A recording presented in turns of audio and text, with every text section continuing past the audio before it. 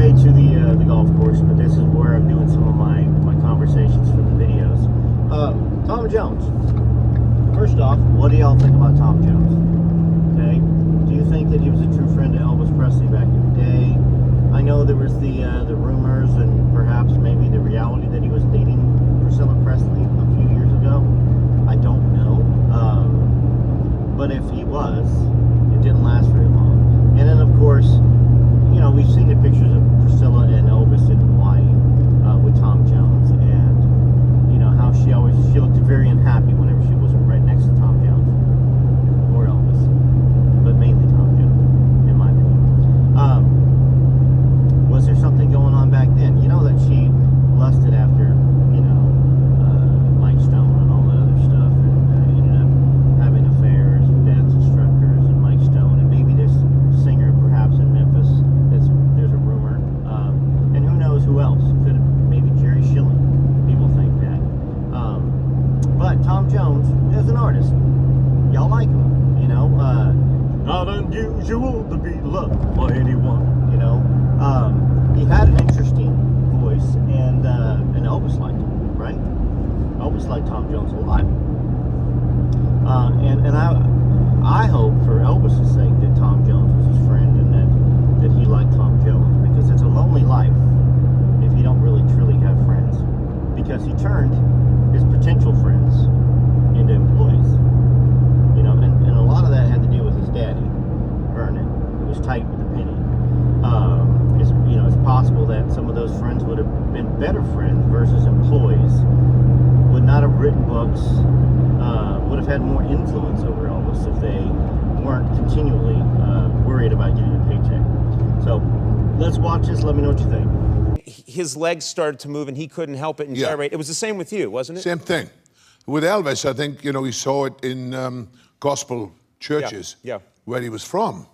And he asked me when I met him, excuse me, in '65, you know, he said, "How do you sing like that? Where do you get it from?" I said, "Well, you know, listening to people like you." Right, because he was your idol, and then you got to come out to Hollywood and meet him for the first time. Yeah. What was that moment like when you're meeting your idol for the first time, Elvis Presley? Well, it was in '65, the first year that I was in the business, and the TV had gone to color. You know, and I was doing Ed Sullivan show, a lot of Ed Sullivan shows. So we had to come out to Los Angeles because they couldn't transmit in color from New York. Yeah. So so I came to LA, and they said, Elvis, I went to Paramount Studios to talk about a song for a film, and they said, Elvis Presley is here today, and he'd like to say hello. Wow. So, I mean, oh my God, you know, it was only a few months I'd been in the business. So anyway, so I went onto this set, and he was in a mock helicopter. A fake helicopter. Fake helicopter. So we got out of there, and he was walking towards me, and I had a song out at the time called With These Hands. It was the third single. And he was singing With These Hands. You know, he was walking towards me going, with these hands. You know, and I'm like, and he was like, you know, like this. So. And you guys became friends. Yeah. Good friends. He tried to pitch you a song. Someone had approached him with a song, and he said, I think it's not right for me, but it would be great for Tom. And then he kept bugging you, you got to record this song. Is that right? Yes. He was at the Hilton in Las Vegas, and I was at Caesar's Palace. So he used to stay on, you know, because we used to do a month at a time each, and we'd overlap, you know. So if he had finished his month, he would stay to watch me. Right. And so he would come to the show most nights.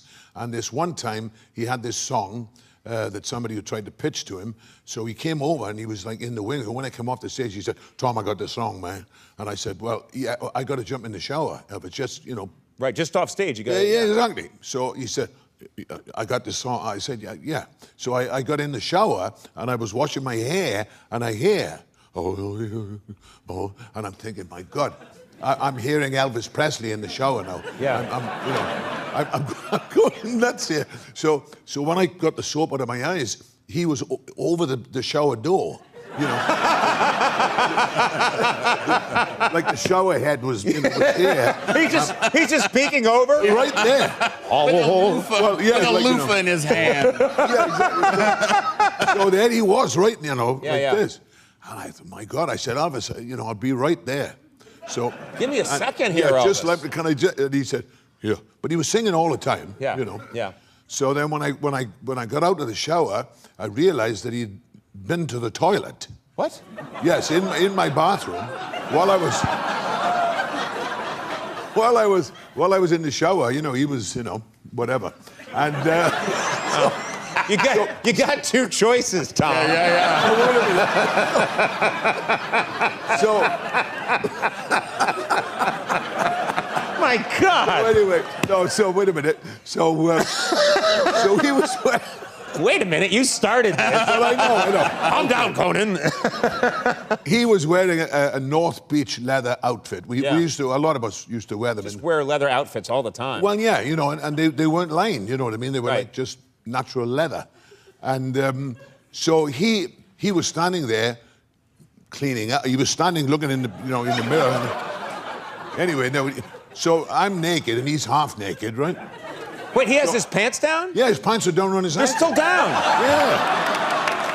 So no, he's standing.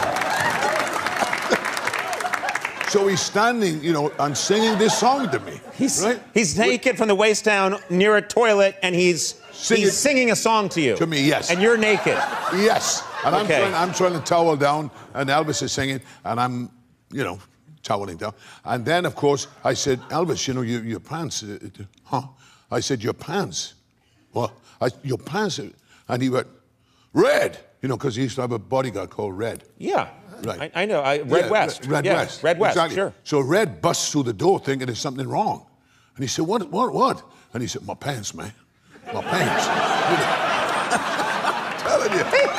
He couldn't pick up his own pants? No, it's surreal. Well, you know, it's the North Beach leather. Because it's so tight. Exactly. Red, so Sonny, Red, get in here. And those guys come running in and grab either side of him and give him an Elvis wedgie? All right, just checking in. What do you think so far? This is another interview coming up right here. What do we have here? So, I thought it wouldn't be complete. I saw the promo you did last week. Oh. So I thought maybe. There you go, huh? Wow. See, this is what they call a life mold. It's an accurate depiction of... Sorry. I have a trailer that big. You have such rabid fans who follow you everywhere, and it seems to me that I've been watching this phenomena for like over 20 years. What is it about you that seems to keep these people just coming and coming and coming for all these years? Well, they never desert you. Hopefully my voice. Yeah, but I mean, there's more to it than that. There's like a charisma or something. They seem to. Well, it's the way I deliver a song, I would think. I hope, anyway. I mean, that's what I would hope it would be. Yeah, you're always pumping up. Yeah. I always I feel try like... to hit everything hard, you know. I mean, even a ballad, if I'm doing a ballad, I try to get as much emotion into it as possible. Mm-hmm. And I think it gets across to the people, and that's why they keep coming to see me. Now, is it harder to manufacture that energy after these years, or do you still actually... it's the only way I can do it. It's a natural thing. Frank Sinatra once told me in the 60s, you know, he said, you're gonna burn out if you keep pushing that hard. And I said, well, it's the only way I feel comfortable. I wouldn't feel comfortable with anything less. Right. So he said, look, you know, you could blow it. You could, but thank God, it's still there, so... How, now you met Elvis early on. There's somebody who did burn out. You guys grew to be friends, or? Yeah, I met Elvis in 1965 when I first came over. And we were both at Paramount at the same time, so we got to chat. And he thought I was black, you know, because I had It's Not Unusual, What's New Pussycat, and a ballad called With These Hands. Mm-hmm. And he had them, you know, it was my first big year, 1965. Right. And he said he couldn't understand how I sound the way I do coming from Great Britain. Right. He said he sounded the way he did because he was born in the South, you know, and brought up listening to a lot of rhythm and blues, so it sort of rubbed off on him. So he couldn't quite understand how it could rub off on me coming from Britain, you know. How did it? Well, listening to American music, you know, listening to the radio, and that was it. I was influenced, not really realizing it, just sapping it all in, all this rhythm and blues, and then of course rock and roll in the 50s. Yeah. Now he was at Paramount at that time. He must have been in that was kind of a hellish thing for him. He never liked those movies. No, he didn't. No, and he was the day I met him. He was in a mock helicopter doing a movie with a little girl, And he was sort of waving over, and I didn't know who the hell he was waving at, because I walked in there, and they said, hey. So anyway, he was walking towards me saying, with these hands, which was a single that I had out. And it knocked me sideways, to have this guy that Elvis knew, yeah.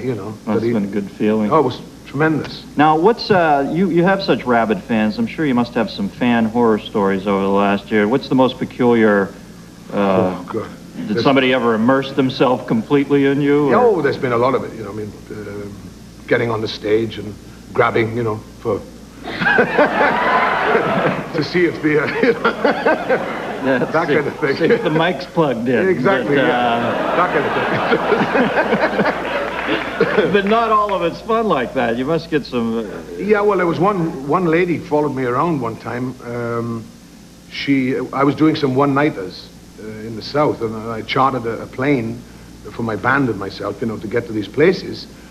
And she would show up at these shows all the time. How she was getting there, I don't know. And then she, the fellow that was picking the bags up from the hotel one afternoon, she put her bags out of the room she was in and said she was Mrs. Tom Jones and to put the bags on the plane. So he said, you're not on the list. And she said, oh, well, I've just flown in, and she tried everything. I mean, it was scary. So the police used to hold her over, and then because she didn't really do anything, right. They had to let her go, and then she would show up again, but she followed me all over the place. It was, and she had a strange look about her, so that... Was it Tammy Faye Baker? No. Not that strange. I heard down south and strange look. No, it was... But it does it gets a little, and there was one guy, when I was touring in the 70s, called himself the Red Baron. Yeah. And he was going to blow me up. And I was doing shows in the round, I was doing stadiums, and the stage would be in the round. So there was nowhere really to go. So the police would come in every night and search under the stage to make sure there wasn't a bomb there. Sup with camel. Yeah, Isn't that what the Red Baron? But now, what's the real Mrs. Jones think about all this? She's caught in the middle of it with you, kind of. Yeah, but she likes the way I sing. I mean, she really likes what I do. The panties and all the weirdness. I guess it must just be water off her back. Yeah, she knows it's what happens in a show. She doesn't like to come and see me live, though, because that kind of thing goes on. Yeah. She would rather either watch me on television, like she will tonight.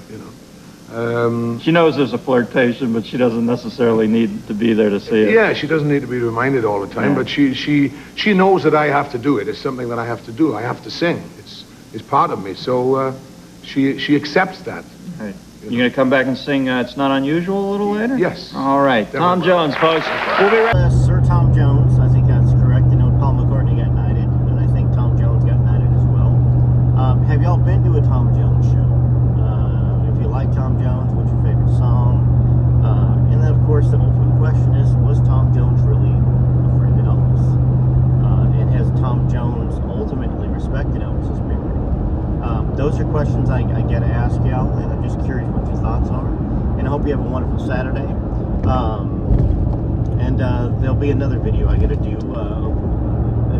another Linda Thompson interview. And y'all spoken out loud and proud about Linda. Most of y'all really like her, and some of y'all don't. But the next one I'm going to put on the channel has to do with a little bit more to do with Caitlin, but it's got to do with Elvis too. But it's a short interview, and so look for that later on the day as well. All right, thanks so much for being a subscriber. Thanks for watching. Thanks for the super thanks that you guys have sent me lately. TCB, TLC.